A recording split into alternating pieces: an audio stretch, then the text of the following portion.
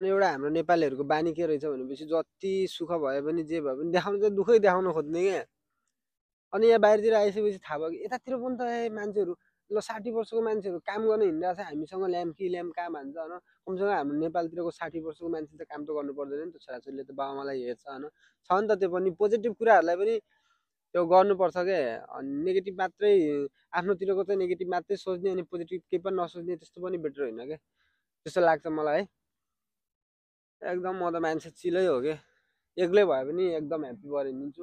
पहिला पहिला last tension लाग्थ्यो जिन्दगीको बारेमा, के गर्ने कस्तो गर्ने होइन। पहिला लास्ट त्यो यता त म पहिला लास्ट अलिकति बिग्रिया पनि थिएँ क्या, त्यो भएर नि होला क्या अब बिग्रेको।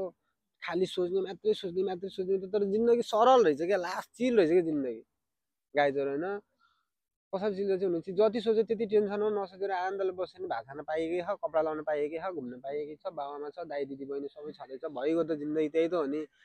कत्रो कत्रो महल यताउता नै चाहिन्छ भन्ने छैन कि, सानै झुप्रै भयो भने खुसी भएर बसिदिन्छ भने त्यही नै सबभन्दा ठुलो कुरा। मान्छेको लाइफमा सन्तुष्टि नै मेन इम्पोर्टेन्ट कुरा होइन, त्यही हो जस्तो लाग्छ मलाई है गाइज। कमेन्ट गरिदिउँ मेरो कुरा कस्तो लाग्छ भाइ बहिनीहरू है, मेरो साथीभाइहरू जो पनि छ टाढेबाट सबलाई माया केडा हो कमेन्ट गर।